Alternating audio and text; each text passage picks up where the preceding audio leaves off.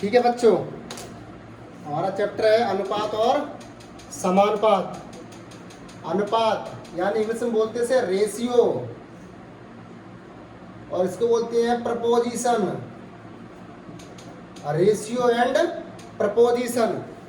अनुपात का चिन्ह होता है तुम्हारा ये वाला, और समानुपात का चिन्ह तुम्हारा होता है ये वाला। ठीक है, समझ में आ रही है ना? ये अनुपात का चिन्ह होता है, ये समानुपात का। इसको रेशियो बोलते हैं, इसको प्रपोजिशन बोलते हैं।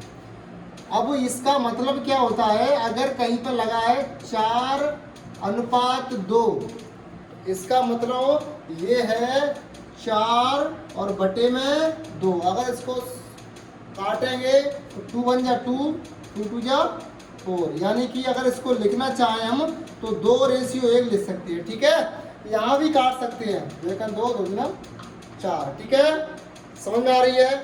और इसका मतलब होता है अगर लिखा है 4 प्रपोजिशन 5, यानी कि 4 बराबर 5, इसका मतलब होता है इक्वल टू बराबर। इसका मतलब क्या होता है? बराबर होता है। अगर ये चीजें आपको आती हैं तो ये करना होता है। ठीक है, अब देखो सवाल इसमें कैसे आते हैं वो समझना। ठीक है, सवाल इसमें जैसे आया, आपके पास आया कि 4:5 समानुपात 3:, यहाँ पे दे दिया इन्होंने क्वेश्चन मार्क। यहाँ पे क्या दे दिया इन्होंने? क्वेश्चन मार्क दे दिया। तो आपको क्या करना है, जो क्वेश्चन मार्क दिया इसका मतलब बताया मैंने क्या होता है 4, इसका मतलब क्या है बटा, भैया 5 हो गया। इसका मतलब मैंने बताया क्या होता है, बराबर होता है, भैया बराबर लिख दिया। ये तुम्हारा 3 होता है, इसके बटे में ये क्वेश्चन मार्क यहाँ पे अपन ने x मान लिया। भैया हमें किसका वैल्यू निकालनी है? चौथे वाली की वैल्यू निकालनी है भैया। तो हम क्या करेंगे, इसका मल्टी कर देंगे, इसका मल्टी इससे और इसका मल्टी इससे, यानी कि इधर क्या हो जाएगा 4x और ये 5 × 3 4 अपॉन में चले जाएंगे अपने। तो क्या हो जाएगा x बराबर 15/4।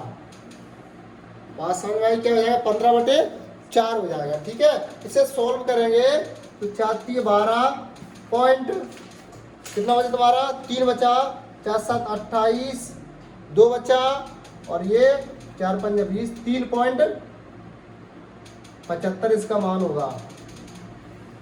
समझ में आई बात? क्या होगा इसका मान? 3.75 इसका मान होगा।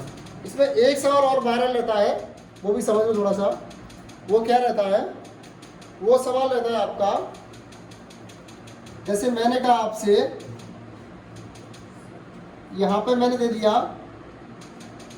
आपको क्वेश्चन मार्क। ठीक है, ये मैंने अनुपात दे दिया आपको। ओके, और यहाँ पर मैंने दे दिया आपको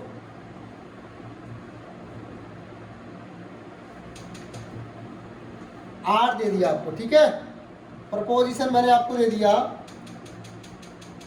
2, फिर मैंने आपको ये क्वेश्चन मार्क और दे दिया। ठीक है, ये सवाल बहुत इंपॉर्टेंट, बहुत बार लेता है। इसकी मैं ट्रिक भी बताऊंगा आपको, और तरीका बताऊंगा कैसे किया जाता है। ठीक है, तो वही चीज़ अपनी, इसको हमने भैया x मान लिया, बटे हमारा 8 हो गया, बराबर इसको 2, इसको भी हमने x मान लिया। ये इसका मल्टी इससे, इसका मल्टी इससे, तो ये x² हो जाएगा, बराबर कितना हो जाएगा 16।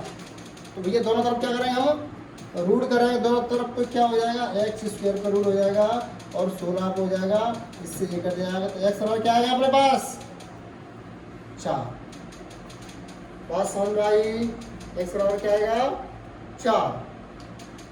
ठीक है, ये इसका आंसर होता है। ओके, चलो हम सवालों पे चलते हैं, फिर एक एक करके समझेंगे कि कौन सा सवाल क्या कहता है, कौन सा सवाल हमारा क्या कहता है। ओके,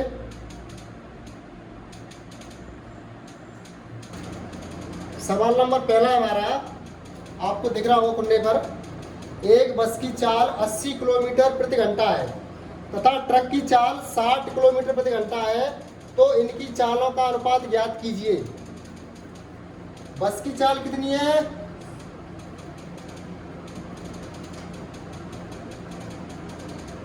80 किलोमीटर प्रति घंटा, और ट्रक की चाल कितनी है? 60 किलोमीटर प्रति घंटा है। ठीक है, तो इनकी चालों का अनुपात ज्ञात कीजिए भैया।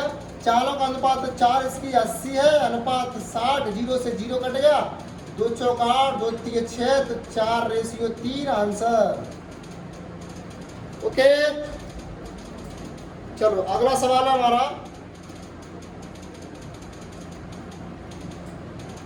अगला सवाल आपका कह रहा है एक रेलगाड़ी की चाल 300 मीटर पर सेकंड है। कितनी है रेलगाड़ी की चाल? सवाल दिख रहा होगा आपको। रेलगाड़ी की चाल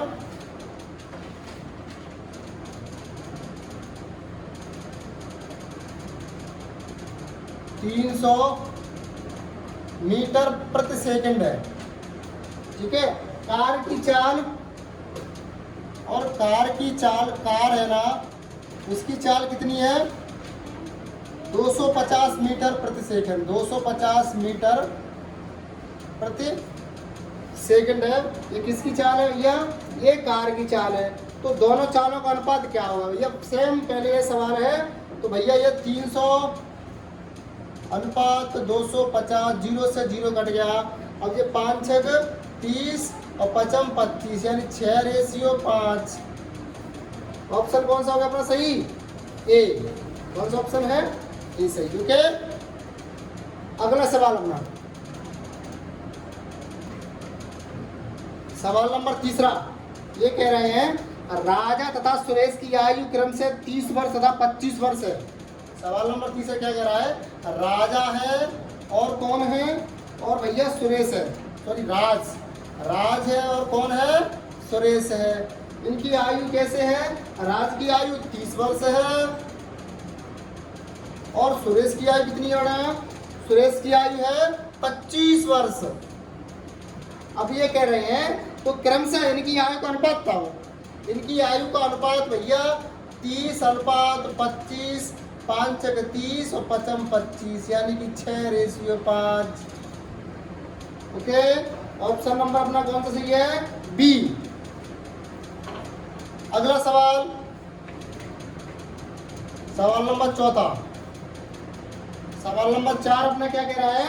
नीचे दी गई टॉफियों और चॉकलेटों की संख्या के बीच का अनुपात क्या करिए। तो इसमें कुछ इस प्रकार डायग्राम बना हुआ है। सवाल आपको दिख रहा होगा, डायग्राम बना हुआ है।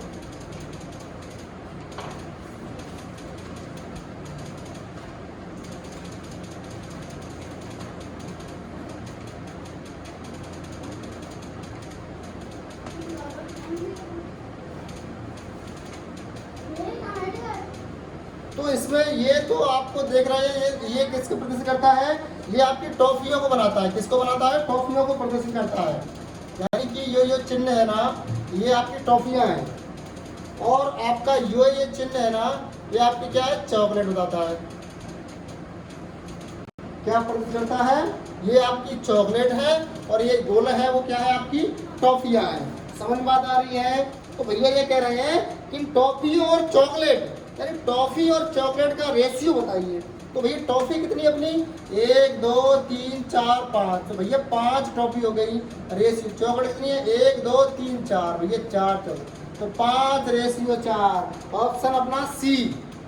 ओके, अगला सवाल। ये सवाल मैंने थोड़ा यूज किया है वीडियो को, जो डायग्राम बनाने के लिए। तो ये सवाल आपका कह रहा है छायांकित भाग का अछायांकित भाग से अनुपात ज्ञात करो।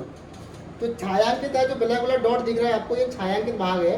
और जो अछायांकित भाग है जिसमें छाया नहीं पड़ी है, उनसे रेशियो बताओ। तो भैया पहले क्या कह रहे हैं? ये छायांकित कह रहे हैं। क्या कह रहे हैं? छायांकित। और रेशियो किससे बताना है? अछायांकित, जिस पर छाया नहीं है। ठीक है, ये रेशियो बताना आपको। तो सबसे पहले हम देखेंगे कि यहाँ पे हमें दिख रहा है ये आधा है, ये भी हमारा आधा छायांकित भाग है, ये भी आधा, ये भी आधा, ये भी आधा, ये भी आधा। तो सबसे पहले हम देखेंगे, तो ये एक बन गया हमारा, ये एक बन गया, ये एक बन गया, यानी कि 3 भाग हमारे ये बन गए। ओके, और ये पहले से फुल है, तो ये 4 भाग हमारे छायांकित हो गए। बात समझ में आई? हमारे 4 भाग, अभी 4 हिस्से हैं वो छायांकित है इसमें। ठीक है, अब हमारा एक हिस्सा ये तुम्हारा छायांकित हो गया, एक ये हो गया, एक ये हो गया, यानी कि 4 हिस्से तुम्हारे वो 1 2 3 हिस्से तुम्हारे ये छायांकित हो गए। 1 2 3 4 5 6 7 8 9 10 11 12 13,